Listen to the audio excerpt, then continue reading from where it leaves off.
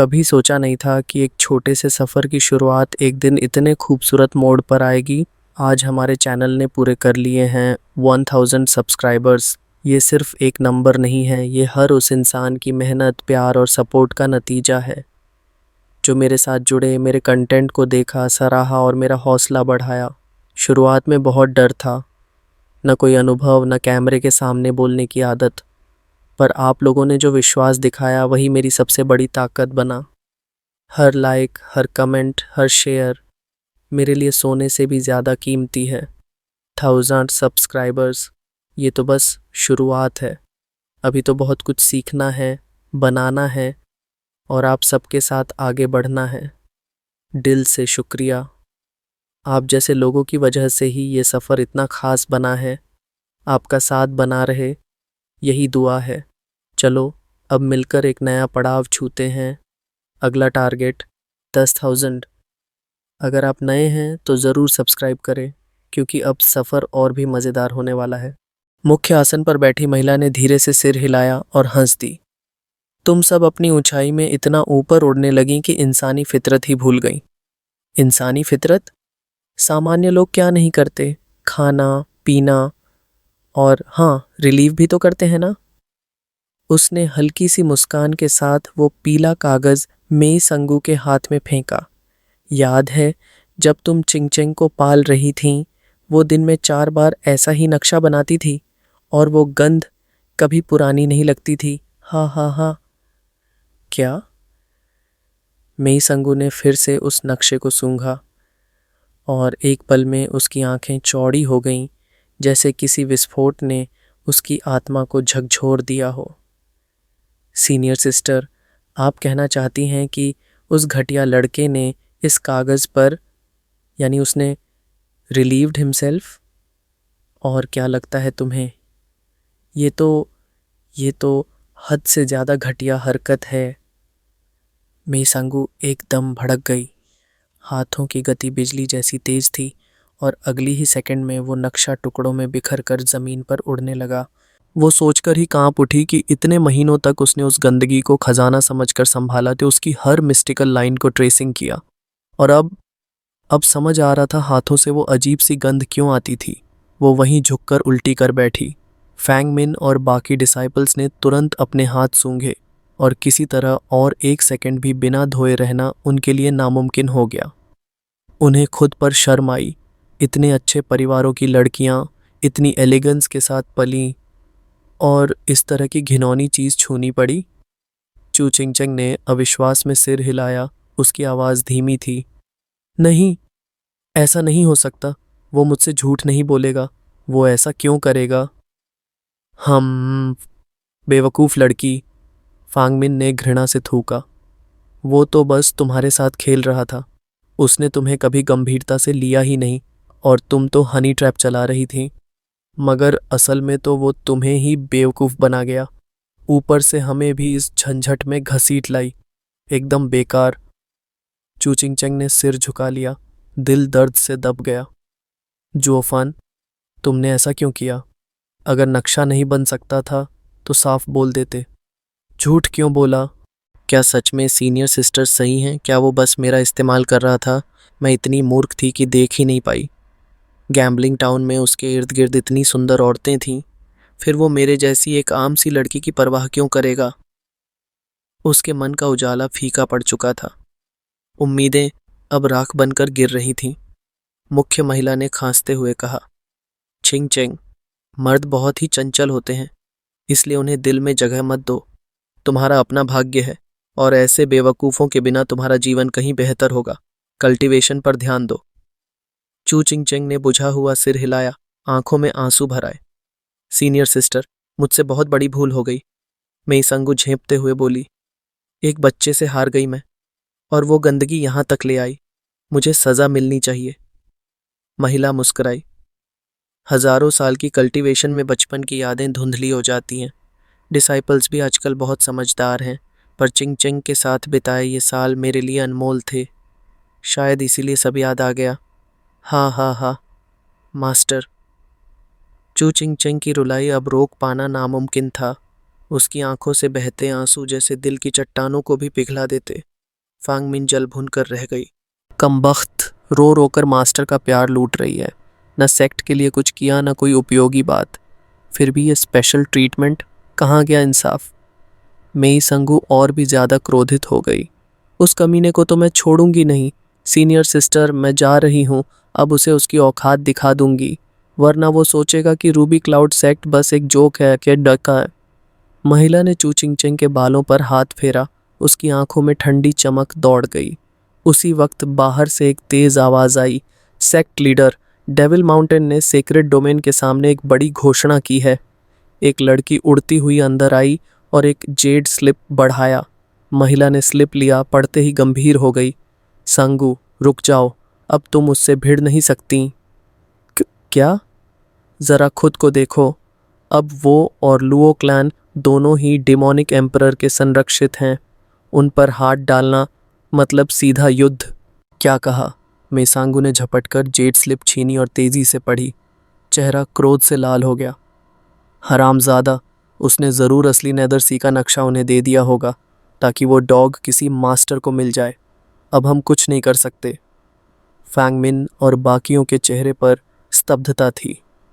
लो clan कितनी तेजी से उभरा है, इतनी जल्दी डिमोनिक एम्परर की छाया में चले गए। मुख्य महिला ने शांत स्वर में कहा, चिंता मत करो, वो ज़्यादा दिन तक सुरक्षित नहीं रहेंगे। जब उनका प्रोटेक्टर गिरेगा, हम उन्हें पकड़ेंगे और चिंग चैंग का बदला ज़रूर लेंगे। क्या? बाकी सब एक दूसरे की तरफ देखते रह गए, आंखों में संशय। 3 महीने बाद जुओ फान अब उन 20 शहरों की देखरेख कर रहा था जो जाओ चेन ने लो क्लैन को सौंपे थे। उन्हीं 2 एम्परर्स के अधीन जो जुओफान के हाथों मारे गए थे। ऐसे बदलाव में हमेशा कुछ न कुछ अव्यवस्था होती है। कुछ अज्ञानी मूर्ख कब्जा करने की सोचते हैं, कुछ ज़्यादा ही एम्बिशियस बनते हैं। 3 महीने इस सब को संभालने के लिए काफ़ी नहीं थे, पर लुओ क्लैन की चाल तेज़ थी और ताकत उससे भी ज़्यादा। मुरोंग लाई, लिu मुबाई और बाकी सोर्ड किंग साथ थे तो सारी बाधाएं रेत की दीवार जैसी साबित हुईं।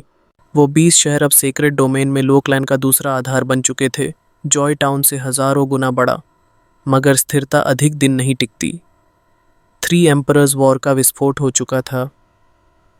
स्टुअर्ट जुओ, फेदरविंड सिटी की दीवारों के पास कुछ सस्पिशियस गतिविधियां नोट की गई हैं। एक सैनिक जुओ फैन के आगे झुकते हुए बोला। जुओ फैन की भौहें सिकुड़ गईं। फेदरविंड सिटी तो रेथ एम्परर की सीमा से सटी है। क्या रेथ एम्परर और फाल्कन एम्परर सच में तैयारी कर रहे हैं? बिग ब्रदर जुओ, क्या हम हमला करें? लुओ युनहाई पास आकर बोला। लुओ सिफान ने गर्व से कहा, करने दो उन्हें कोशिश। हमारे पास डिमोनिक एम्परर की प्रोटेक्शन है। सिर्फ लुओ क्लैन ही नहीं लड़ रही, हमारे पास रीइंफोर्समेंट्स भी हैं। नहीं, जुओफान की आवाज़ सख्त हो गई। तुम दोनों को लगता है कि हमारे पीछे कोई खड़ा है तो हम बेधड़क लड़ सकते हैं, मगर लड़ाई में मरेंगे तो हमारे ही लोग क्लैंसमैन। हम क्यों बेवजह लॉसेस लें? लुओ युनहाई ने गंभीरता से सिर हिलाया। समझ सकता हूँ, लेकिन हम डिमोनिक एम्परर की सीमा पर हैं। अगर हमला नहीं करेंगे तो क्या पीछे हटेंगे? रिट्रीट करेंगे तो 8 एम्परर्स की इस जंग में शामिल होने का एकमात्र मौका गंवा देंगे। तो फिर? जुओफान की आंखें चमकीं। दोनों हाथों में लड्डू लो, उन्हें आपस में लड़ने दो और हम साइडलाइन से देखें। ये लड़ाई हमारे लिए नहीं, इन तीनों की पुरानी दुश्मनी है। सवाल बस ये है, कैसे इसे अंजाम दें? जुआ फैन अपनी आंधियों जैसी निगाहों के साथ सोचने लगा। अचानक दरवाज़ा जोर से खुला और एक और आदमी दौड़ता हुआ अंदर आया, हाथ में एक नई जेड स्लिप लिए। स्टुअर्ट जुआ, डेमोनिक एम्परर जाओचेन आपकी उपस्थिति चाहते हैं। मैं भी उन्हें मिलने ही जा रहा था, जुआ फैन ने मुस्कुराते हुए कहा। वो जेड स्लिप लेकर डेविल माउंटेन की ओर निकल पड़ा, साथ में बाली यूयू भी था। 3 दिन के सफ़र के बाद वे वहां पहुंचे। डेमोन गार्ड उन्हें पहचान गए और अंदर जाने दिया। महल के बड़े हॉल में वे झुककर जाओ चेन को सलाम करते हैं। Greetings demonic emperor. स्टुअर्ट जुआ, बैठिए। जाओ चेन ने थोड़ा अधीरता से कुर्सी की ओर इशारा किया। स्टुअर्ट जुआ, मुझे लगता है आप जानते हैं कि मैंने आपको क्यों बुलाया है। आपने जो 20 शहर मुझे सौंपे थे वे अब आपके कब्जे में हैं।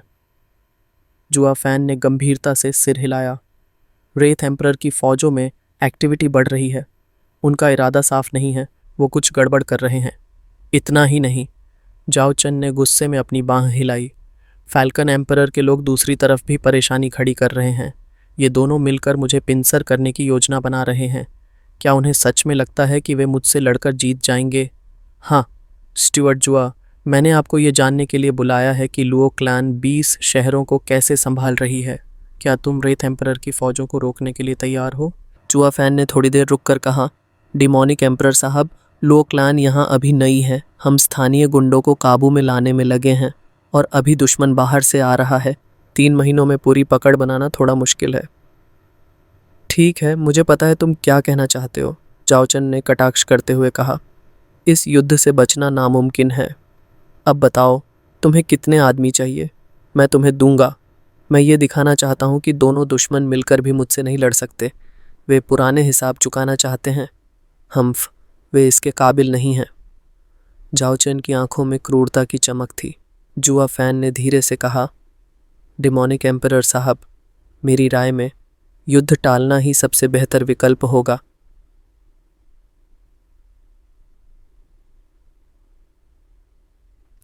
तुम ऐसा क्यों कह रहे हो स्टुअर्ट जुओ? जाओचन की भौहें सिकुड़ गईं। जुआ फैन मुस्कुराते हुए धीरे धीरे खड़ा हुआ और कुछ कदम आगे बढ़ा। जब 2 लोग लड़ते हैं तो तीसरा ही असली फायदा उठाता है। डिमोनिक एम्परर सर निस्संदेह वीर हैं, लेकिन 2-2 एम्परर के खिलाफ खड़े होना, नतीजे बहुत खराब हो सकते हैं। आप शायद जीत भी जाएं, लेकिन नुकसान इतना भारी होगा कि वो जीत भी हार बन जाएगी और बाकी के एम्परर इस केओस का फ़ायदा उठाकर आपकी टेरिटरी हड़प लेंगे। कुल मिलाकर ये जंग सिर्फ बर्बादी लाएगी, जैसे फॉल्कन एम्परर और रेथ एम्परर की जंग में आपने क्या किया था, याद है? जाओचन ने गहरी सांस ली। तुम समझते हो मैं ये नहीं जानता? ये लड़ाई मैंने नहीं शुरू की।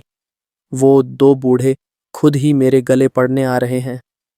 अगर मैंने कुछ नहीं किया तो ये ज़मीन भी जाएगी और मेरा नाम भी।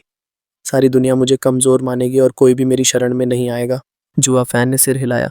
बिल्कुल, लड़ाई से भागना और भी बड़ा घाटा साबित होगा, लेकिन ये लड़ाई आपको नहीं लड़नी चाहिए।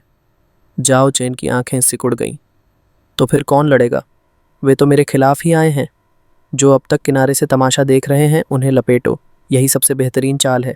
जुआ फैन ने एक शरारती मुस्कान के साथ कहा, जो भी इस जंग में शामिल होगा वो भुगतेगा। तो क्यों ना हम ही तीसरा पक्ष बन जाएं और असली खेल खेलें? जाओचन चौंक गया। तुम चाहते हो मैं एलाइज ढूंढूं? इस वक्त कौन मेरी मदद करेगा? और अगर कोई आए भी तो बस मीठी बातें करके भाग जाएगा। डिमोनिक एम्परर सर, मैं साथियों की बात नहीं कर रहा, मैं दुश्मनों की बात कर रहा हूँ। एलाइज के साथ लड़ाई लड़नी पड़ती है, लेकिन एडवर्सरीज हमारे लिए लड़ते हैं, बिना हमें एक उंगली हिलाए। झाओचन ने हैरत से घूरा, फिर हंस पड़ा। हा हा हा, स्टुअर्ट जुओ, कहाँ से लाएं ऐसे मूर्ख? 8 एम्परर्स में कोई भी इतना बेवकूफ़ नहीं है कि अपनी ताकत यूं ही बर्बाद कर दे। जुआ फैन की मुस्कान गहराई। बेवकूफ़ तो कोई नहीं है, पर हर कोई एक कीमत पर तैयार हो सकता है, यहाँ तक कि 8 एम्परर्स भी। कौन सी कीमत? जाओचेन ने संदेह से पूछा। जुआ फैन की आंखों में चमक थी। शब्दों को तौलते हुए कहा, डिमोनिक एम्परर सर, क्या आपने नेदर सी मैप को डिसाइफर करने की कोशिश की है? जाओचेन की आंखें सिकुड़ गईं। तुम मैप देना चाहते हो? ये नहीं होने वाला। जुआ फैन ने सिर हिलाया। सर, वो मैप नेदर सॉवरेन की एनलाइटनमेंट की है। उसे हम ऐसे ही क्यों दे दें? अगर वो सच में डिसाइफर कर ले तो? मैप बहुत ही एब्स्ट्रूस है, कोई आसान पजल नहीं। गैम्बलिंग एम्परर ने उसे ऐसे ही शर्त में नहीं रखा था। और फिर हम असली नहीं, उसकी एक कॉपी देंगे। ओरिजिनल आपके पास ही रहेगा। जाओ चेन फिर भी हिचकिचाया। अगर उन्होंने डिसाइफर कर लिया तो हम उसे ही छेड़छाड़ कर देंगे, इतना कि कोई समझ ही ना पाए, और वो पकड़ेंगे नहीं। सर, कृपया असली मैप निकालिए, मुझे एक बार देखने दीजिए, जुआ फैन ने झुककर कहा। जाओचन ने लंबी नज़र के बाद मैप निकाल ही लिया। जुआ फैन ने पास जाकर बताया, सर देखिए, ये सारे ब्लैक सर्कल्स, बस कुछ यहाँ जोड़ दो, कुछ वहाँ हटा दो जब हम कॉपी बनाएंगे। और ये कॉर्नर्स देखिए, दोनों एक जैसे हैं। हम बस उनके पोजीशन स्विच कर देंगे किसी को भनक तक नहीं लगेगी। ओरिजिनल के साथ रख भी दो तो भी कोई फर्क नहीं पकड़ पाएगा। देखते देखते आंखें फूट जाएंगी लेकिन गड़बड़ी समझ नहीं आएगी। जाओचन ने सिर हिलाया। स्टुअर्ट जुओ, तुम्हारी ये टैक्टिक तो जीनियस है। अब हमारे पास एक ट्रम्प कार्ड है, बिना कुछ खोए बहुत कुछ पाने का तरीका। लेकिन डील करे तो किसके साथ? उन्हीं के साथ जो इस मैप को पाने के लिए सबसे ज्यादा लालायित हैं। जुआ फैन ने कमरे में चहलकदमी करते हुए कहा। गैम्बलिंग टाउन में गैम्बलिंग एम्परर ने खुद इस मैप को शर्त में डाला था, तो या तो उसे इसकी कद्र नहीं या फिर उसके पास पहले से कॉपी है। बाकी लोगों की बात करें तो सिर्फ 2 हैं जो इसे पाने के लिए बेताब हैं, रूबी क्लाउड सेक्ट और सोर्ड एम्परर का आदमी। एक ने तो मुझे हनी ट्रैप में फंसाने की कोशिश की थी और दूसरा अपने खुद के पैर के उंगलियां काटकर बाजी में लगा दी थी। इनसे बात करना फायदेमंद रहेगा। जाओचन ने सराहना से सिर हिलाया। सर, तुम्हारी सोच गहरी है। मैं अभी दोनों से संपर्क कराता हूँ। 1 मिनट, जुआ फैन ने हाथ बढ़ाकर रोका।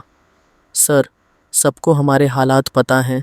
अगर हम सीधे मैप लेकर उनके पास गए तो वे भारी कीमत मांगेंगे, लेकिन अगर आप मेरी सलाह माने तो वही लोग हमारे लिए लड़ने को तैयार हो जाएंगे। जाओचन चुपचाप उसे घूरता रहा, फिर मुस्कराया। सर, तुम्हारा साथ होना जैसे किसी अमूल्य रत्न को पा जाना है। अब ये अलायंस की जिम्मेदारी मैं तुम्हारे हवाले करता हूँ। सर, ये तो मेरा कर्तव्य है, जुआ फैन ने झुककर कहा। कुछ और बातें कहकर वो बाली यूयू के साथ बाहर निकला। पहला लक्ष्य था रूबी क्लाउड सेक्ट, जहाँ चू चिंग चेंग थी। जो डील गैम्बलिंग टाउन में अधूरी रह गई थी अब पूरी होगी। हुश, रूबी क्लाउड सेक्ट की सीमा पर पहुंचते ही 1 दर्जन लड़कियां उनका रास्ता रोकती हैं। उनके आगे खड़ी थी फैंगमेन। जुआ फैन ने ठठाकर कहा, ओए लड़की, जाकर बता दो कि मैं डिमोनिक एम्परर का प्रतिनिधि हूँ और एन्चांटिंग एम्प्रेस से बेहद ज़रूरी काम है। हम्फ, सड़े हुए गधे, तुम्हारी चालों से हम पहले ही परेशान हैं। अब फिर रूबी क्लाउड सेक्ट में घुसने की जुर्रत, मरने का शौक है? फैंगमिन ने नाक चढ़ाते हुए कहा और हमला करने की मुद्रा में आई। बहनों, इस बदतमीज को चीर के रख दो। हाँ। लड़कियां जुआ फैन पर टूट पड़ीं। जबरदस्त प्रेशर उसके ऊपर गिरा। एक मियर बोन टेम्परिंग रेल्म कल्टीवेटर जैसे एक पर्वत के नीचे दब जाए। हुश, बाली यूयू की सिलुएट सामने आई और एक आइस स्वॉर्ड वेव छोड़ दी। बैम, दर्जनों लड़कियां खून थूकते हुए इधर उधर गिर पड़ीं, जैसे कोई मक्खियों को झाड़ दे। शुक्र मनाएं कि बाली यूयू ने हाथ हल्का रखा, वरना उनका नामो निशान भी बाकी न रहता। बाली यूयू ने ठंडी हंसी हंसी और जुआ फैन आगे बढ़ा। मैं डिमोनिक एम्परर का प्रतिनिधि हूँ। मुझ पर हमला करना यानी उन पर हमला करना। क्या रूबी क्लाउड सेक्ट वाकई डेविल माउंटेन से जंग चाहती है? डिमोनिक एम्परर खुद ही चारों तरफ से घिरा है। उसमें अब ताकत कहाँ बची कि हमारे खिलाफ और लड़े। एक उपहास से भरी आवाज आई और एक जानी पहचानी फिगर उभरी। जुआ फैन की आंखों में चमक आ गई। अरे, ये तो सीनियर आंट मे हैं। कैसे हैं आप? तुमने मुझे ऐसा बुलाने की जुर्रत कैसे की? उसी तरह जैसे चिंग-चिंग करती है, जुआ फैन ने बिना शर्म के मुस्कुराते हुए कहा। उस हरामी की औकात देखो। पिछली बार की बेहुदा हरकत अभी तक भूली नहीं हूं मैं। मेई सांगू के चेहरे पर गुस्से की लकीरें उभर आईं जब उसने जुओ फैन की दी हुई उस बेहुदा चीज को याद किया। आंखों में नफरत थी, होंठों पर कसाव। तो आखिरकार पता चल ही गया तुझे? मैं तो समझी थी वो बुढ़िया अभी सालों तक अंधेरे में ही रहेगी। बाली यूयू ने हंसते हुए चिढ़ाया। आंखों में शरारत और जहर दोनों थे। मेई सानगू के कान तन गए। उसका चेहरा सख्त हो गया और मुट्ठियां भिंच गईं। वो जानती थी कि ये लड़की जितनी मासूम दिखती है उतनी है नहीं। उससे जीतना आसान नहीं होगा, और सबसे बड़ी बात, उसे जमीन दिखाना उसके बस की बात नहीं थी। तभी जुओ फैन की हंसी गूंजी। पिछली बार के लिए तुझे जितने जवाब चाहिए मैं देने को तैयार हूँ, लेकिन असली मुद्दा अभी है। मैं डिमोनिक एम्परर का प्रतिनिधि हूँ और तुम लोग मुझे दरवाजे पर रोके खड़ी हो। तो इससे क्या होता है? डेविल माउंटेन का नया नौकर बस अपने ओहदे का गलत फायदा उठाना जानता है। मेई सांगू का व्यंग्य तीखा था। हाँ हाँ हाँ हाँ, मेई सीनियर, क्या फ़र्क है तुम में और मुझ में? जुओ फैन की आवाज़ गंभीर हो गई। मैं मानता हूं कि डिमोनिक एम्परर का प्रतिनिधि होना कोई बड़ी बात नहीं है, लेकिन ये बात कहने का हक तुम्हें नहीं है। तुम उस लायक नहीं हो। मैं डिमोनिक एम्परर का दूत बनकर आया हूँ रूबी क्लाउड सेक्ट की लीडर से एक अहम सौदे के लिए। ग्लोरी की सिर्फ तुम्हारी सेक्ट लीडर ही मुझे लौटा सकती है, क्योंकि वही रूबी क्लाउड सेक्ट है। तो बताओ सीनियर आंट में, क्या तुम वो लीडर हो या फिर ये सारा ड्रामा एक पावर प्ले है? क्या एन्चांटिंग एम्प्रेस मर गई है? तू? मेई सानगू की आंखें अंगारे बन गईं, चेहरा गुस्से से तमतमा उठा। वो चाहती थी उसी वक्त जुओ फैन को पैरों तले रौंद दे, लेकिन हकीकत उसे रोक रही थी। कड़वा सच ये था कि बाली यूयू एक अनजानी गार्ड होते हुए भी इतनी खतरनाक थी कि मेई को खुद अपनी जीत पर शक हो रहा था। और जुओ फैन की बात, अफसोस, एकदम सही थी। वो डिमोनिक एम्परर का प्रतिनिधि था और ये डेविल माउंटेन और रूबी क्लाउड सेक्ट के रिश्तों का मामला था। मेई सानगू को इसमें कोई हस्तक्षेप करने का अधिकार नहीं था। कितनी शर्म की बात थी, एक बोन टेम्परिंग रेल्म का कीड़ा इतनी ताकत लेकर आया और वो एक एल्डर होते हुए भी बस गुस्से से खुद को फूंक नहीं सकती थी। उसका दिल एक बार फिर जल उठा। जुओ फैन से डील करना ऐसे था जैसे किसी ने उसकी जिंदगी से 5,000 साल की उम्र छीन ली हो। आई सो था इसे डेलो। सीनियर आंट में मार डालो उसे, पांगमिन गुस्से में चिल्लाई। चुप रहो, इतनी भी अक्ल नहीं कि देख सको मैं चाहकर भी नहीं मार सकती। मेई सानगू की आवाज़ तड़क कर निकली, जैसे किसी ने उसकी दुखती नस दबा दी हो। फांगमिन उसकी तरफ लपकी, लेकिन मेई सानगू ने अपना सारा गुस्सा उसी पर निकाल दिया। मूर्ख लड़की, तू समझती है मैं नहीं चाहती उसे कुचलना। जुओ फैन एक कोने में खड़ा था, चेहरे पर पहले से भी ज्यादा घटिया मुस्कान के साथ। वो जैसे पूरा तमाशा एंजॉय कर रहा हो। वूश, एक नई परछाई सामने आकर रुकी और जुओ फैन की आंखों में चमक आ गई। किंग चेंग, सीनियर आंट में, मास्टर ने इन्हें हॉल में बुलाया है। चू किंगचेंग की आवाज़ बर्फ की तरह ठंडी थी। उसने सिर झुकाकर सिर्फ अपनी मास्टर को प्रणाम किया और बिना एक शब्द बोले लौट गई। जुओ फैन ने हल्की मुस्कान के साथ सिर हिलाया। उस गंदे पेपर का इस्तेमाल करना शायद उसे बुरी तरह नाराज कर गया। बाली यूयू ने उसकी ओर कंधा मारते हुए पूछा, कोई सफाई नहीं देगा? देने से क्या फ़ायदा? जो कहना है वो अब उसके कानों तक जाएगा ही नहीं। जो फैन ने गहरी मुस्कान के साथ जवाब दिया और लड़कियों के साथ अंदर की ओर चल पड़ा। वो एक सुंदर लेकिन सादा हॉल में पहुंचे जहां ऊंचे सिंहासन पर एक परिपक्व स्त्री बैठी थी, 8 सम्राटों में से एक, एन्चांटिंग एम्प्रेस। बहुत समय हो गया, बूढ़ी डायन। एन्चांटिंग एम्प्रेस ने जुओ फैन को ऊपर से नीचे तक देखा और मुस्कुराई। स्टेवर्ड जुओ, कृपया बैठिए। Senior enchanting empress. Zhuo Fan ने हाथ जोड़कर अभिवादन किया और बांस की कुर्सी पर बैठ गया। बाली यूयू भी उसके बगल में बैठ गई। मेई सानगू और शिष्यगण एम्प्रेस की ओर खड़े थे, एक पल के लिए भी दोनों को आंखों से ओझल नहीं होने दे रहे थे। स्टेवर्ड जुओ जॉय टाउन से हैं। तुम्हारा नाम सुनकर पुरानी कड़वी यादें लौट आती हैं। चाय की चुस्की लेते हुए एम्प्रेस बोली, वो भी तुम्हारी तरह ही तानाशाह था। तुम्हें देखकर उसकी याद आ रही है। लगता है कोई रिश्ता ज़रूर है। डिमोनिक एम्परर ने भी पहली बार मुझे देखकर यही कहा था, लेकिन मैं लुओ क्लैन में जन्मा और पला बढ़ा हूँ। मेरा नाम क्लैन हेड ने ही दिया था। माफ़ कीजिएगा, आपको निराश करना पड़ा। कोई बात नहीं, बस बीते ज़माने के एक पुराने दोस्त की याद आ गई थी। पुराना दोस्त? आपका और डिमोनिक एम्परर दोनों का? जुओ फैन की आंखों में जिज्ञासा चमकी। अगर वो मुझसे इतना मेल खाता है तो ज़रूर कुछ खास रहा होगा। मैं और जानना चाहूँगा। हा हा हा। एन्चांटिंग एम्प्रेस ने गंभीरता से उसकी ओर देखा और सिर हिला दिया। सिर्फ पहली छवि समान है। वो आदमी गंभीर था, ठंडा जैसे बर्फ और जहर की तरह खामोश। लेकिन तुम शांत हो, हंसमुख हो, बहुत अलग। सच में? डिमोनिक एम्परर ने भी कुछ ऐसा ही कहा था। हाँ हाँ। जुओ फैन ने अपनी चाय की चुस्की ली, आंखों में हल्की सी चमक उभरी। समान, फिर भी भिन्न। पर असल में वही हूँ। मैं तो जुओ इफान था, पर वो तो मर चुका है।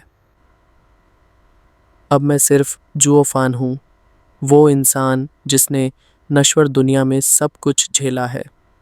एन्चांटिंग एम्प्रेस, चाहे जितना मुझे देखो, मेरा पुराना चेहरा कभी नहीं पहचान पाओगी। जुओ फैन ने प्याला रखा और मुस्कुराया। चाय बहुत बढ़िया है, हिबिस्कस और शुद्ध पानी का मिश्रण, दिल को शांत करने वाली, जैसे रूबी क्लाउड सेक्ट, महिलाओं की सौंधी खुशबू से भरी। स्टेवर्ड जुओ को चाय की समझ है। हमारी चाय वसंत की शुरुआत में कुंवारी बालिकाएं अपनी जुबान की नोक से चुनती हैं। कहीं और ऐसी चाय नहीं मिलेगी। जुबान की नोक से? जुओ फैन ने भौहें उठाई और ट्रे की ओर देखा। तो किंगचेंग वाली कौन सी है? मुझे 10 किलो चाहिए प्लीज। लड़कियां चुपके से हंस पड़ीं और किंगचेंग की ओर देखने लगीं। एन्चांटिंग एम्प्रेस भी मुस्कुरा उठी। किंगचेंग का चेहरा शर्म से लाल हो गया। उसने जुओ फैन को तीखी नजरों से घूरा, लेकिन वो अब भी चाय के प्यालों को निहार रहा था, जैसे उसकी निगाहों में कोई शरारत न हो। स्टेवर्ड जुओ बड़े मजाकिया हैं, तुम बिल्कुल उसके जैसे नहीं लगते, हा हा हा। लेकिन अब एम्प्रेस का चेहरा गंभीर हो गया। काफी बातें हो चुकी, अब बताइए कि डिमोनिक एम्परर का प्रतिनिधि यहाँ किस काम से आया है? जुओ फैन ने एक लंबी सांस ली और प्याला किनारे रखते हुए बोला, कोई बड़ा सौदा नहीं, बस एक साधारण बार्गेन है। एन्चांटिंग एम्प्रेस से बात करनी थी। बार्गेन? बिल्कुल।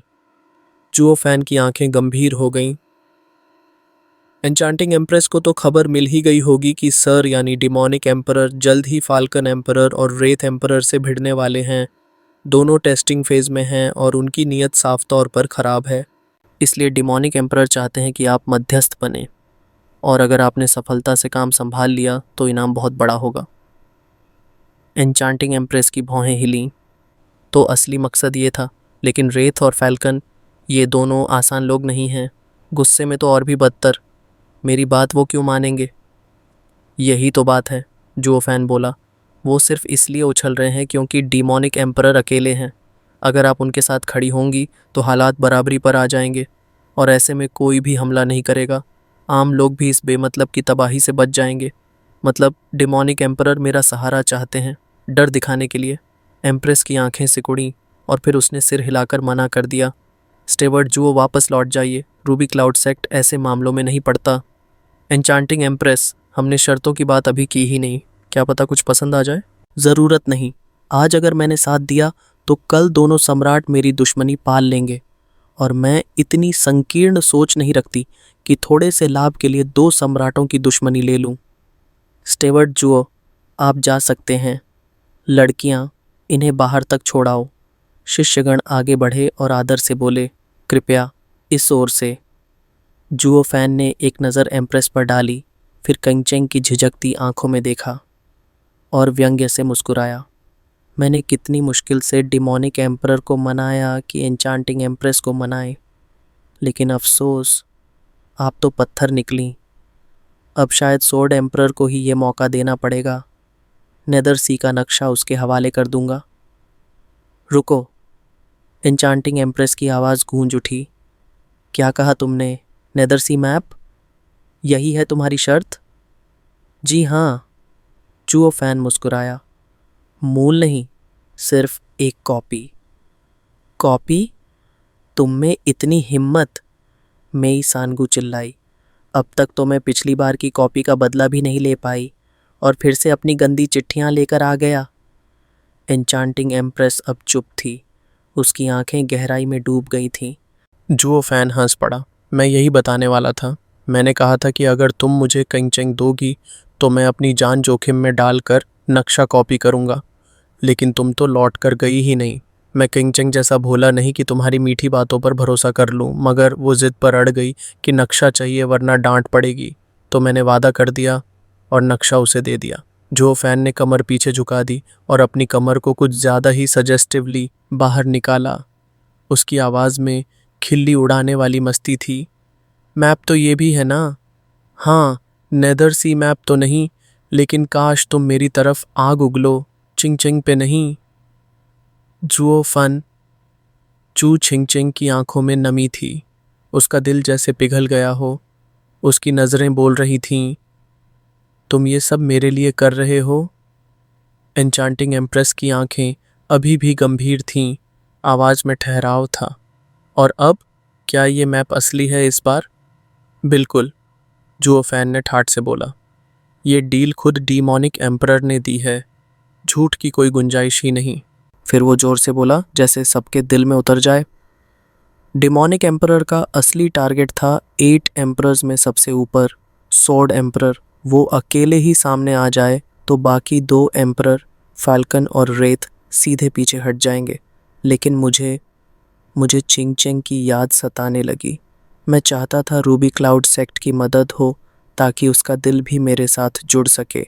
इसलिए मैंने डिमोनिक एम्परर को समझाया, एक और एलाई ले लो और वो एलाई तुम बनो, एन्चांटिंग एम्प्रेस। मैंने ये सब इसलिए किया क्योंकि मैं चाहता हूँ कि चिंग चेंग और मैं एक साथ रहें। ये सब मेरा पर्सनल इंटरेस्ट है, वरना सोर्ड एम्परर अकेला ही काफ़ी है इन दोनों को डराने के लिए। फिर क्यों मैं कोई नकली मैप लेकर आता? एन्चांटिंग एम्प्रेस थोड़ी देर चुप रही, फिर उसकी निगाहें जुओ फैन की आंखों में गहराई तक उतरी। हमें कैसे यकीन हो कि ये नक्शा असली है? जुओ फैन मुस्कराया, उसकी आंखों में उस पास्ट लाइफ का अनुभव झलक रहा था। जब हम तुम्हें कॉपी देंगे, हम साथ में असली मैप भी लाएंगे ताकि तुम खुद वेरीफाई कर सको, और चाहो तो गैम्बलिंग एम्परर से भी उसकी जांच करवा लो। कोई फ्लॉ हुआ तो वहीं एक्सपोज हो जाएगा। एन्चांटिंग एम्प्रेस के चेहरे पर हल्की मुस्कान आई, मगर आंखें अब भी सख्त थीं। फिर जैसे भीतर कोई निर्णय पक्का कर लिया हो। ठीक है, हम डिमोनिक एम्परर के प्रपोजल को मानते हैं। उसने जोर से घोषणा की, जिससे पूरी हॉल गूंज गई। उसके चेहरे पर आत्मविश्वास लौट आया था। सॉर्ड एम्परर की भागीदारी सुनकर वो समझ चुकी थी, अब अगर फाल्कन एम्परर और रेथ एम्परर का गुस्सा फूटेगा भी तो वो सीधे उस तलवार की धार की ओर जाएगा, उसकी ओर नहीं।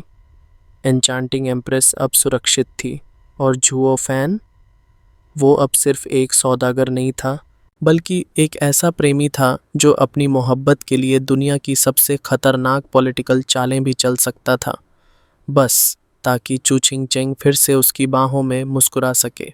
संधि तय होने के बाद जुओ फैन और बाली यूयू ने विदाई ली। एन्चांटिंग एम्प्रेस ने किसी को उन्हें बाहर तक छोड़ने के लिए भेजा और धीरे से कहा, बाकी बातें बाद में तय कर लेंगे। एन्चांटिंग एम्प्रेस कुछ देर तक दूर आसमान की ओर देखती रही, फिर धीमे से सांस छोड़ते हुए बोली, अब समझ आया। एक बोन टेम्परिंग रेल्म का कल्टीवेटर इतनी ऊंची जगह कैसे पहुंचा? उस लड़के में कमाल की समझ है। वो बेवकूफ़ डिमोनिक एम्परर अब वाकई नई ऊंचाइयों की ओर उड़ रहा है। सीनियर सिस्टर, आपको लगता है कि वो उसके प्रपोजल में एक भी ऐसी चीज़ नहीं थी जिससे हम मना कर सकें, और तो और मोल भाव करने का हक भी छीन लिया उसने। खुद को डिमोनिक एम्परर का दूत बता रहा है, लेकिन चालें ऐसे चल रहा है जैसे हम ही इस डील के विजेता हों। उसकी आंखों में अजीब सी चमक आ गई। चिंग चेंग का तो कोई मुकाबला ही नहीं है उसकी चालों से, पूरी तरह फंस चुकी है। संगू, चिंग चेंग पर नज़र रखो, उसे उस लड़के के हाथों में मत जाने देना। मेई सांगू ने तुरंत सिर हिलाया। सीनियर सिस्टर, मुझे अच्छे से पता है चिंग चेंग की अहमियत क्या है। मैं उस गुमनाम लड़के को उसकी एक भी रेशमी जुल्फ को छूने नहीं दूंगी। एन्चांटिंग एम्प्रेस ने संतुष्टि से सिर हिलाया और मुस्कुराई। रूबी क्लाउड सेक्ट के बाहर जुओ फैन और बाली यूयू जा ही रहे थे कि अचानक एक आवाज़ गूंजी, रुको। जुओ फैन पहले से जानता था कि ये आवाज़ किसकी है। उसने मुस्कुराकर मुड़ते हुए कहा, चिंग चेंग, तुम्हें ज़रूरत नहीं हमें छोड़ने की, अभी तो मुझे सॉर्ड एम्परर से मिलना है। काश मैं तुम्हारे साथ रह सकता, एक शादी कर लेता, एक प्यारा सा बच्चा भी पाल लेते। आह, लेकिन व्यस्त हूँ, बहुत व्यस्त। बकवास बंद करो, कौन करेगी तुमसे शादी? चू चिंग चेंग का चेहरा गुलाबी हो गया। उसने शर्म से नज़रें झुका लीं, फिर धीमे से फुसफुसाई, जुओ फान, माफ़ करना, मैंने पहले गलत समझा था। मुझे लगा तुम सिर्फ जुओ फैन ने उसकी कोमल हथेली थामी और बोला, मेरे जज्बात सच्चे हैं, तुम्हें कुछ कहने की जरूरत नहीं, वक्त के साथ तुम खुद जान जाओगी। फिर उसने उसके गाल पर हल्का सा चुंबन दिया। एक दिन मैं तुम्हें रूबी क्लाउड सेक्ट से अपने साथ ले जाऊंगा। चू छिंग चेंग का चेहरा जलने लगा, पर उसमें कोई गुस्सा नहीं था, बस नजरें झुकी थीं और होठों पर हल्की सी मुस्कान थी, सच्ची खुशी से भरी हुई। 3 महीने बाद एक ऊंचे पर्वतीय क्षेत्र में दो आकृतियां पर्वत की चोटियों से गुजर रही थीं। सामने एक भव्य महल बादलों में डूबा हुआ था। जुओ फैन ने ऊपर देखा और फिर हाथ जोड़कर ऊंची आवाज में बोला, मैं डिमोनिक एम्पेरर का प्रतिनिधि हूँ, सॉर्ड एम्पेरर से मिलने की अनुमति चाहता हूँ। हुश! अगले ही पल 30 तलवारबाज उन्हें चारों ओर से घेर लेते हैं। धूप में उनकी तलवारें चमक रही थीं। जुओ फैन शांत खड़ा था, जैसे कोई परवाह ही न हो। बाली यूयू ने बस आंखों से उनकी हिम्मत पर हंसी उड़ाई। इन्हें सोड कहते हैं?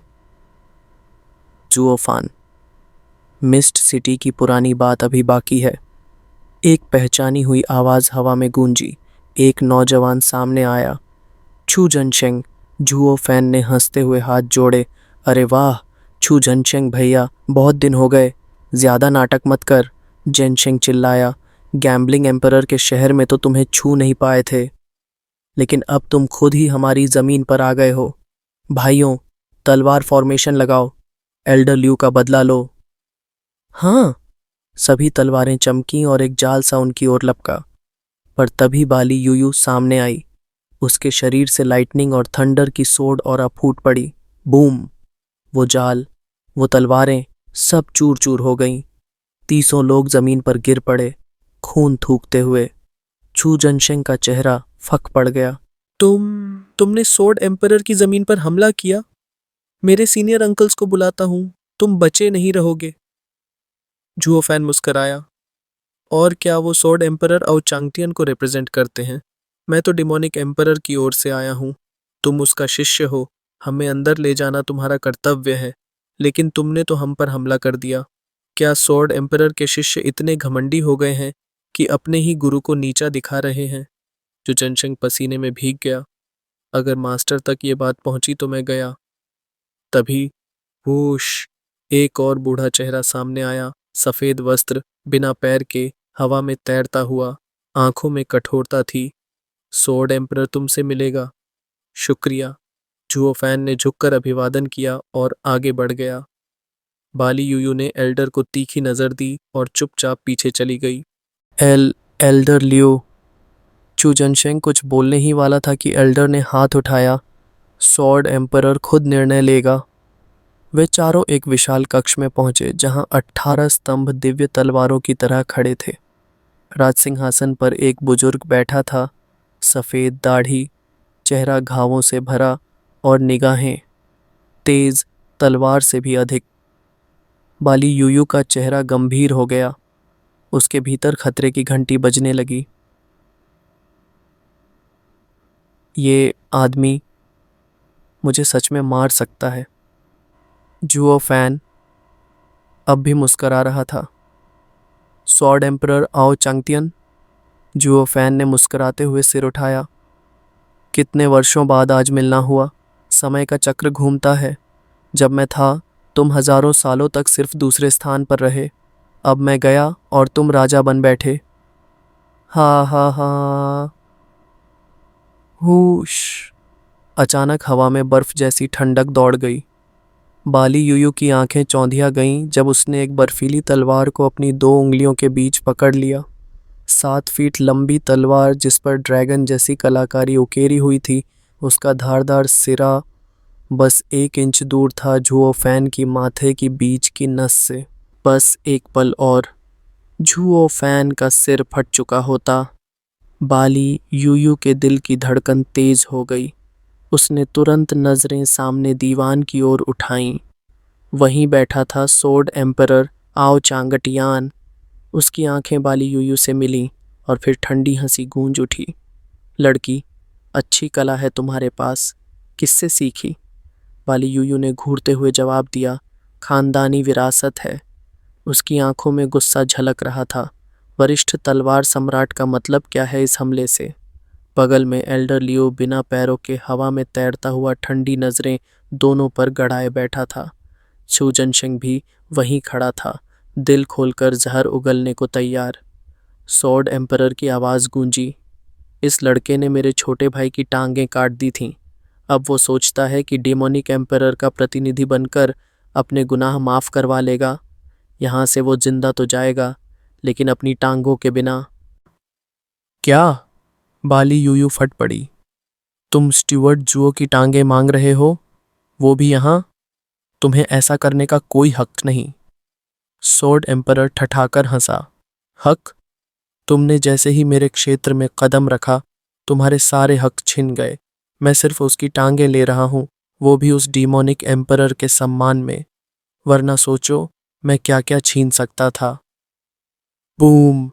सॉर्ड एम्परर की ऑरा अचानक फूट पड़ी। एक भयंकर तलवार दबाव दोनों पर टूट पड़ा, मानो पूरा पर्वत उनके सीने पर रख दिया गया हो। जुओ फैन की सांसें रुकने लगीं। बाली यूयू के माथे से पसीना बह निकला। उनके अंदर की युआन ची तक जम सी गई।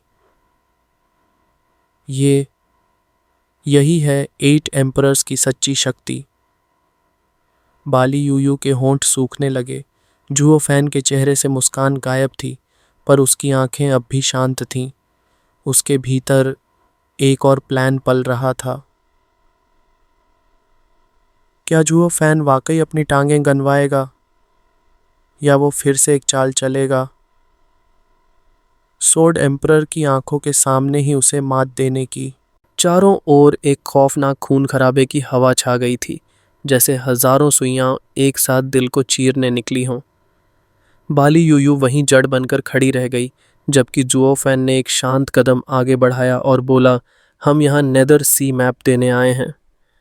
सॉर्ड एम्परर का बदला लेने का जुनून एक पल में थम गया। उसने जुओ फैन को घूरते हुए पूछा, क्या कहा तुमने?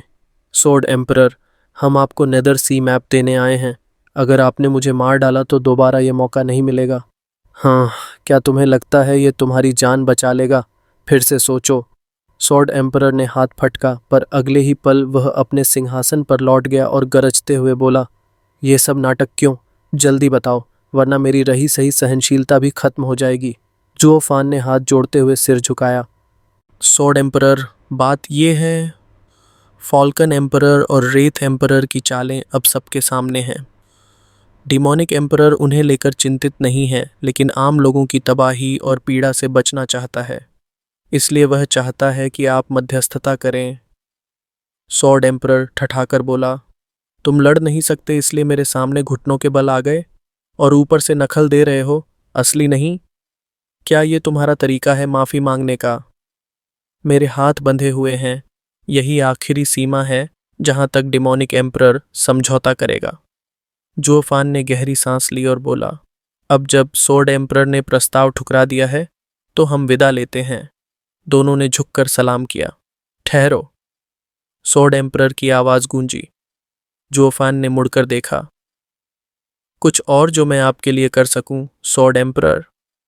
सॉर्ड एम्परर ने जमीन पर पड़ी बाली यूयू की तलवार की ओर इशारा करते हुए कहा, इस तलवार से अपने दोनों पैर काट लो और फिर अपनी जान लेकर जा सकते हो।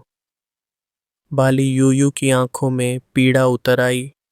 वह जुओफान के संकेत की प्रतीक्षा करने लगी। जुओफान मुस्कराया, जैसे थक कर सांस छोड़ी हो, और तलवार की ओर देखा। सॉर्ड एम्परर, क्या मैं प्रायश्चित्त किसी और तरह से नहीं कर सकता? मैं अपने पैरों के बिना जीवन नहीं बिताना चाहता। और जुओ बोईताना।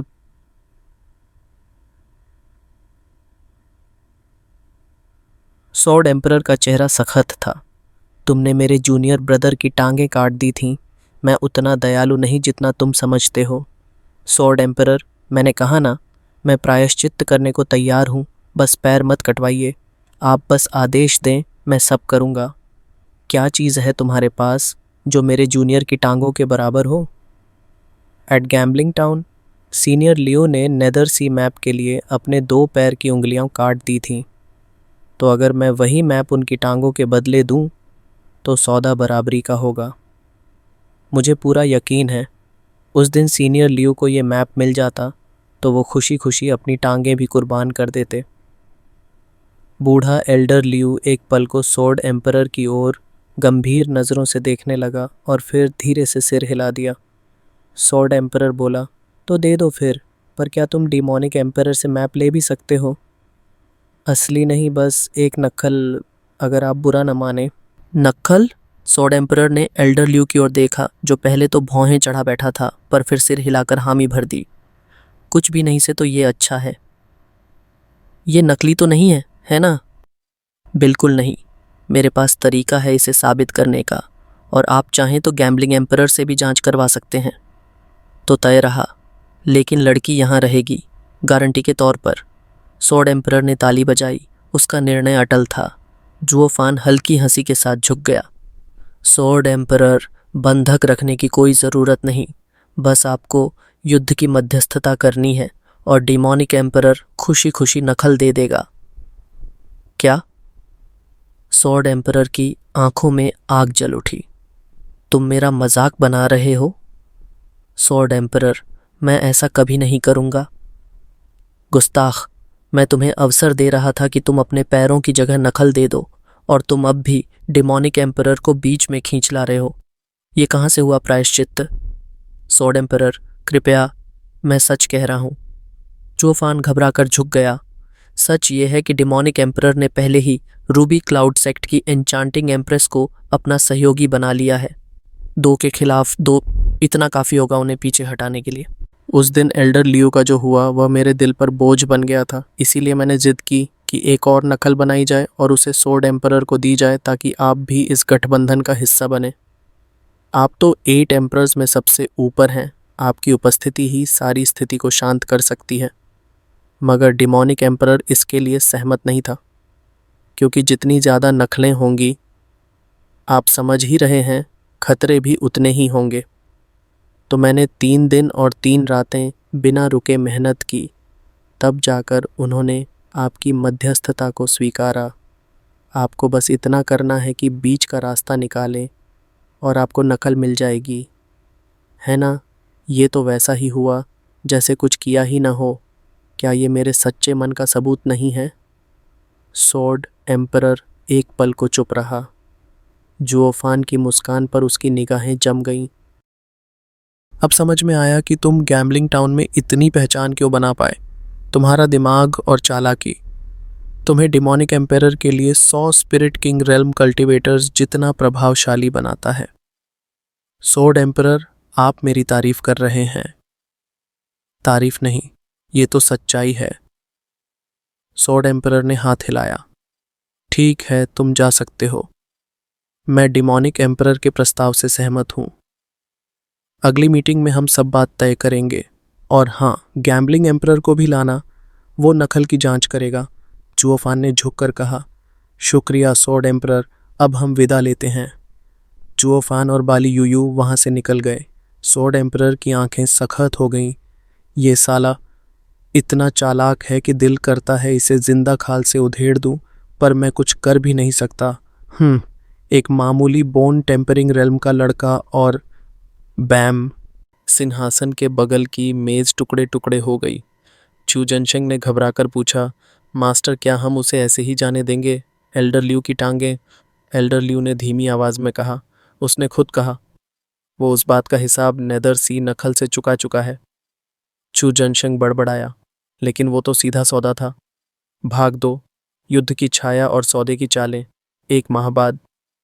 हाँ, ये तो है, एल्डर लियू ने धीरे से कहा, पर उसकी नज़र में तो ये प्रायश्चित्त था, और बस वही मायने रखता है। ऊपर से उसने रूबी क्लाउड सेक्ट का नाम लेकर हमें घेरने की चाल चली। अगर हम सौदा ठुकरा भी देते तो भी हमें कुछ नहीं मिलता, जबकि यहाँ तो बस मध्यस्थता करनी है और बदले में नेदर सी मैप की एक नकल मिल रही है। इतनी आसान जीत को हम जाने नहीं दे सकते। चू जनशंग की आंखों में अब भी वही बेरहम चमक थी। पर हम उसके पैर तो काट सकते थे। उसने कोई प्रायश्चित्त नहीं किया, बस डिमोनिक एम्परर की ओर से बोलता रहा। सौदा अपनी जगह है, लेकिन बदला अपनी जगह। सोर्ड एम्परर और एल्डर लियू ने एक साथ सिर हिलाया। आशेंग, सोर्ड एम्परर ने गहरी आवाज में कहा, जब अगली बार उस लड़के से सामना हो तो सीधे वार करना, उसे बोलने का मौका मत देना। चू जनशेंग भौचक्का रह गया। क्यों? सोर्ड एम्परर की आंखें गहराने लगीं। क्योंकि जिस पल उसने बोलना शुरू किया तुम अपने बदले का कारण खो दोगे। वह लंबी सांस भरते हुए बोला। शुरुआत में मैं उसे मार सकता था, पर जब उसने नेदर सी मैप की बात छेड़ दी, जो पूरे सौदे की जड़ थी, उस पल से मेरे पास कोई ठोस वजह नहीं बची उसे ख़त्म करने की। वो डिमोनिक एम्परर का प्रतिनिधि बन गया है। अगर उसे मार दिया तो सौदा ख़त्म, और हमें सच में ये सौदा चाहिए। वो लड़का खतरनाक है, खुद की जान भी बचा ले गया और डिमोनिक एम्परर का काम भी पूरा कर दिया। छू जनशंग ठिठक गया। एल्डर लियू ने थकी सी सांस छोड़ी। उसकी टांगों का कर्ज अब लंबे समय तक अधूरा ही रहेगा। 1 महीना बाद जुओ फान डेविल माउंटेन लौटा। सिंहासन हॉल में कदम रखते ही जाओ चैन अपनी जगह से लगभग कूद पड़ा। तो बताओ कैसा रहा? उन 2 बूढ़ों की बर्दाश्त अब जवाब देने लगी है। पिछले 1 महीने में उन्होंने 3 शहर कब्जा लिए हैं। मैं अब तक युद्ध में शामिल नहीं हुआ, बस तुम्हारे जवाब का इंतज़ार कर रहा था। जुओ फान ने हल्की सी मुस्कान के साथ सिर झुकाया। डिमोनिक एम्परर सर, आप निश्चिंत रहें, सब कुछ योजना के अनुसार हुआ है। उसकी आंखों में वो तेज़ धूर्त मुस्कान चमक रही थी। एन्चांटिंग एम्प्रेस और सोर्ड एम्परर दोनों ने हामी भर दी है। वो सिर्फ एक नखल के लिए आएंगे, इससे ज़्यादा कुछ नहीं। अब आगे सब आप पर निर्भर है सर। कैसे आप इन सबको आपस में भिड़ाकर रेत एम्परर और फॉल्कन एम्परर को अधमरा कर दें। जाओ चेन जोर से हंसा। स्टीवर्ट जुओ, तुम वाकई कमाल के हो। इतनी जल्दी 2 बड़े ताकतवर सहयोगी जुटा लिए, ये तो किस्मत की बात है। हाँ हाँ हाँ, मैं अभी चिट्ठियाँ भिजवाता हूँ, मिल बैठकर उन बूढ़ों से सब तय कर लेते हैं। शानदार सर। जुओफान ने सिर झुकाया, होंठों पर वही शातिर मुस्कान। 3 दिन बाद डेविल माउंटेन से 2 जेट स्लिप्स रवाना हुए और 2 महीने बाद सोर्ड एम्परर और एन्चांटिंग एम्प्रेस अपने अपने सैन्य बलों के साथ पहुंचे। उनके साथ एक और व्यक्ति था, एक मोटा आदमी, बेहद कीमती और रंगीन कपड़ों में लिपटा हुआ। भाग 3, सौदे की दरारें और रणनीति की चालें। डेविल माउंटेन मुख्य सभागार। काले और रत्न जटित वस्त्रों में सजा हुआ जाओ चेन अपने 20 डीमन गार्ड्स के साथ स्वागत को निकला। उनके आगे आगे जुओ फान चल रहा था, अपने परिचित आत्मविश्वास और मुस्कान के साथ। सोर्ड एम्परर, एन्चांटिंग एम्प्रेस, जाओ चेन ने हंसते हुए स्वागत किया। कितना समय हो गया है। इस महत्वपूर्ण समय में आप दोनों का साथ पाकर मैं अभिभूत हूँ। हा हा हा, दोनों ने आदर के साथ जवाब दिया। डिमोनिक एम्परर, हम सिर्फ अपना काम कर रहे हैं और अपने हिस्से का इनाम लेने आए हैं। हा हा हा, सोर्ड एम्परर ने सीधे विषय पर आते हुए कहा। अब तो हमें वो चीज़ दिखाने का समय आ ही गया है जो आपने वादा की थी। हमने विशेषज्ञों को बुलाने में काफ़ी मेहनत की है। उसने पीछे खड़े एक मोटे आदमी की ओर इशारा किया। जाओ चेन ने चौंक कर कहा, गैम्बलिंग एम्परर, आप भी आए हैं? वो मोटा आदमी मुस्कुराया। हूँ। सोर्ड एम्परर ने आग्रह किया था कि मैं वस्तु की प्रामाणिकता सुनिश्चित करूं। वैसे भी मैं खाली था, थोड़ा हंगामा देखने का मन था। और हाँ, मुझे यह भी जानने की जिज्ञासा है कि आपने उस नक्शे से कोई सुराग निकाल पाए या नहीं। जाओ चेन ने सिर हिलाया। आप मजाक कर रहे हैं गैम्बलिंग एम्परर। आप जैसे बुद्धिमान व्यक्ति ने, जिसने दशकों तक उसे हाथ में रखा, कुछ नहीं निकाला तो मैं कुछ ही दिनों में कैसे कर पाता। ऊपर से हालिया झगड़ों ने मेरा समय ही नहीं छोड़ा। आप सोच में ज़्यादा पड़ रहे हैं। गैम्बलिंग एम्परर हंसा। हूँ, मैं जानता हूँ। ये रहस्य भी जुए जैसा है, कभी भाग्य, कभी संयोग और कभी असली बुद्धि। और असली बुद्धि वो जो सरल होती है, दिखावे से परे। कौन जाने तुम्हारा ये छोटा दोस्त ही कुछ सुराग पा गया हो। हे, अब बहुत हुआ, सोर्ड एम्परर ने बीच में काटा। जब तक हमने नक्शा देखा नहीं तब तक ये दिखावा बंद करो। ये 3 पक्षों की बैठक है और तभी आगे बढ़ेगी जब नक्शा असली हो। डिमोनिक एम्परर और गैम्बलिंग एम्परर ठहाके लगाते हुए मुख्य कक्ष में पहुंचे। मुख्य कक्ष के मध्य में 3 मीटर लंबी एक मेज बिछी थी। चाओ चेन ने 3 बक्से निकाले और उन्हें खोल दिया। तीनों में स्क्रोल्स रखे थे। बीच वाला वही असली नेदर सी मैप था। बाकी 2 ताज़ा नकलें उन्होंने सभी खोल दिए। तीनों पर काले बिंदु और गोल आकृतियां बनी थीं। ऊपर की लकीरें भी हूबहू नकल की गई थीं। मेई संगू भी वहां मौजूद थी। उसकी आंखों में उत्साह की चमक थी। फिर उसकी नज़र जुओफान पर पड़ी और उस नीच मजाक की याद से उसकी आंखें सुलग उठीं। जुओफान ने नम्रता से सिर झुकाया और कहा, सीनियर, कृपया नकलों का निरीक्षण करें। यदि कोई त्रुटि हो तो हम उसे ठीक कर सकें। गैम्बलिंग एम्परर ने गंभीरता से सिर हिलाया। असल नक्शे में कुछ जांचने की ज़रूरत नहीं। वह प्राचीन नेदर पेपर पर बना है, यिन एनर्जी से भरपूर, ना गलने वाला ना मिटने वाला। असली काम सिर्फ नकल के मिलान का है। वो झुककर नज़दीक से देखने लगा। एक दिन बीता, फिर दूसरा। गैम्बलिंग एम्परर चुप ही रहा। बाकी लोग भी चुप थे, क्योंकि ये तीनों पक्षों के बीच समझौते की नींव थी। दूसरे दिन के अंत में गैम्बलिंग एम्परर ने लंबी सांस छोड़ी। हाँ, नकलें एकदम वैसी ही हैं। बाकी सभी ने सिर हिलाया। चेहरे पर मुस्कान। सोड एम्परर की आंखों में जीवन लौट आया।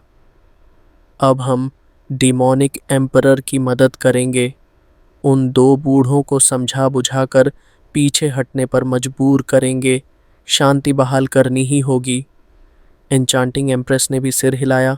उसका चेहरा साफ कह रहा था, काम खत्म, इनाम मेरा। पर तभी जाओचन चिल्लाया, रुको, मैंने अपना इरादा बदल लिया है। सोड एम्परर चौंका। तुम सौदा नहीं करना चाहते? जाओचन ने सिर हिलाया। नहीं, बिल्कुल नहीं। मैं सिर्फ एक और शर्त जोड़ना चाहता हूँ। सिर्फ बातचीत के बदले नक्शा देना। क्या ये बहुत आसान नहीं हो गया? एन्चांटिंग एम्प्रेस की आंखें सिकुड़ गईं। तो अब क्या चाहते हो? तो अब क्या चाहते बेबी? जाओचन ने मुस्कुराकर हाथ जोड़े। बस इतना कि आप दोनों वादा करें कि हम तीनों मिलकर रेथ एम्परर और फॉल्कन एम्परर की सारी ज़मीनें हथिया लेंगे। क्या? दोनों उछल पड़े। एन्चांटिंग एम्प्रेस ने गुस्से में कहा, जुओफान ने तो साफ साफ कहा था कि सिर्फ मध्यस्थता करनी है।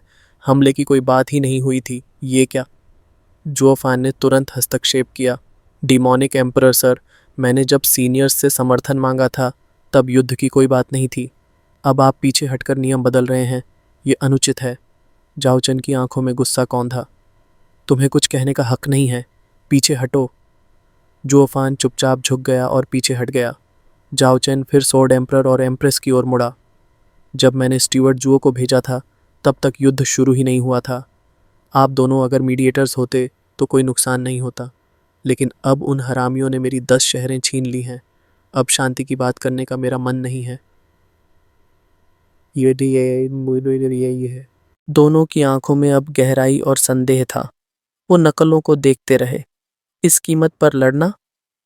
सोड एम्परर धीरे से बोला, डीमोनिक एम्परर, आप ज्यादा मांग रहे हैं। जोफान ने झुककर फिर दखल दिया। नेदर सी मैप अमूल्य है, लेकिन फिर भी उसका हल अनिश्चित है। सोड एम्परर और एन्चांटिंग एम्प्रेस को युद्ध में झोंकने का अर्थ है उन्हें हानि होगी। उन्हें मुआवजा मिलना ही चाहिए। मेरा सुझाव है कि यदि उन जमीनों पर विजय हो तो डिमोनिक एम्परर उन्हें दोनों सीनियर्स के साथ बांटें। नकलें पहले ही बोनस हैं, तो अब ये प्रस्ताव उचित लगता है। जाओचन का चेहरा तमतमा उठा। ये तो हद हो गई। तुम चाहते हो कि मैं अपने लाभ बांट दूं? जुओफान, तुम किस ओर हो? जुओफान शांत रहा। सर, मैं हमेशा आपकी ओर हूं, पर सौदे में दोनों पक्षों को संतुष्ट करना होता है, तभी सहयोग बनता है। जाओचन गुस्से में गुर्राया। नहीं, मैं सिर्फ 20 शहरों का हिस्सा दूंगा। मैं पहले ही 2 नक्शे दे रहा हूँ। भाग 4, सौदे के बाद की चालबाजी। डेविल माउंटेन, मुख्य सभागार। Demonic emperor. एन्चांटिंग एम्प्रेस का स्वर अब कठोर था, लेकिन नपा तुला। स्टीवर्ट जुओ का प्रस्ताव मुझे पूरी तरह उचित लगा। हम तीनों बराबर हिस्से में बांट लेंगे, तभी तो हम अपनी सेना मैदान में उतारेंगे। जाओचन की आंखें जल उठीं और वो गरजा, एन्चांटिंग एम्प्रेस, मुझसे सौदा मत करो। मैं तुम्हें नक्शा तक दे रहा हूँ। एन्चांटिंग एम्प्रेस ने ठंडी मुस्कान के साथ कहा, इस वक्त तुम चारों ओर से घिरे हुए हो जाओ चेन। जब सब कुछ राख हो रहा हो तो एक कागज़ का टुकड़ा किस काम का। तुम चाहो तो हम लड़ सकते हैं, पर मुफ्त में मरने का कोई इरादा नहीं। स्वॉर्ड एम्परर, तुम्हारा क्या ख्याल है, हम कुछ दान पुण्य कर लें? स्वॉर्ड एम्परर ठहाका मार कर हंसा। हा हा हा, मैं मूर्ख नहीं हूँ जो ऐसे बचकाने प्रस्ताव पर हामी भर दूं। तुम सब। जाओचन की आंखों की नसें फड़कने लगीं। उसने दांत भींचते हुए हाथ झटका। ठीक है, जैसी तुम्हारी मर्जी, बांटेंगे बराबरी में, यही हमारा समझौता है। और जहां तक नक्शों की बात है, स्वॉर्ड एम्परर ने साफ कहा, वो तो हमें चाहिए ही। जाओचन ने भौंचक होकर पूछा, क्यों मिलें तुम्हें? स्वॉर्ड एम्परर व्यंग्य से मुस्कुराया, क्योंकि वो दोनों तुम्हारे लिए आए हैं। हमें तो कोई फर्क नहीं पड़ता अगर हम पीछे हट जाते, ज़रूरत तुम्हें थी, इसलिए नक्शा हमारे सहयोग का इनाम है। जाओचन का चेहरा सुर्ख पड़ गया, उसकी सांसें तेज हो गईं, लेकिन आखिरकार वो पलटा और बड़बड़ाता हुआ अपने कक्ष में चला गया। ठीक है, करो जो करना है, मुझे ही हर बार घाटा क्यों सहना पड़ता है। लेकिन जाते जाते उसने उंगली से जुओ फान की ओर इशारा करते हुए गुर्राया, और तुम्हारी जुबान बहुत चलती है। जुओ फान बस शांत खड़ा रहा, कोई जवाब नहीं दिया, केवल एक धीमी सांस। स्वॉर्ड एम्परर और एन्चांटिंग एम्प्रेस दोनों संतुष्ट और विजयी मुस्कान लिए खड़े थे।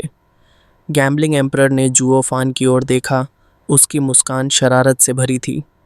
उसकी आंखें कह रही थीं, ये लड़का वाकई कमाल का है। एन्चांटिंग एम्प्रेस अब धीरे से जुओ फान के पास आई और बोली, स्टीवर्ट जुओ, हम एक नकल अपने हाथों से बनाना चाहेंगे, क्या हमें अनुमति है? जाओचेन अब जा चुका था, इसलिए सभी निगाहें अब जुओ फान पर थीं। जुओ फान ने कुछ पल सोचा, फिर उसकी आंखें गहरी हो गईं। हमने पहले ही नकलें तैयार कर दी थीं, आपको और कितनी चाहिए? क्या आप हमें शक की निगाह से देखती हैं? एन्चांटिंग एम्प्रेस ने झट सिर हिलाया। नहीं नहीं, बस हम खुद देखना चाहते हैं कि इस नेदर सी मैप की अद्भुतता क्या है, उसे महसूस करना है। जुओ फैन ने जोर से मुस्कुराने की कोशिश की। जैसी आपकी इच्छा, पर एक शर्त है, कृपया आपकी बनाई हुई नकल गैम्बलिंग एम्परर को सौंप दीजिए। गैम्बलिंग एम्परर निष्पक्ष हैं और तटस्थ भी। जब सौदा पूरा हो जाएगा तब आप दोनों अपनी अपनी नकल उनसे प्राप्त कर सकते हैं। एन्चांटिंग एम्प्रेस और स्वॉर्ड एम्परर दोनों ने एक दूसरे की ओर देखा, फिर एक साथ बोले, हमें कोई आपत्ति नहीं। दोनों ने कागज़ निकाले और असली नक्शे के सामने बैठकर उसकी हूबहू नकल बनाने में लग गए। जुओफान उनके पीछे खड़ा था और उसके होंठों पर एक सूक्ष्म तिरछी मुस्कान आ गई।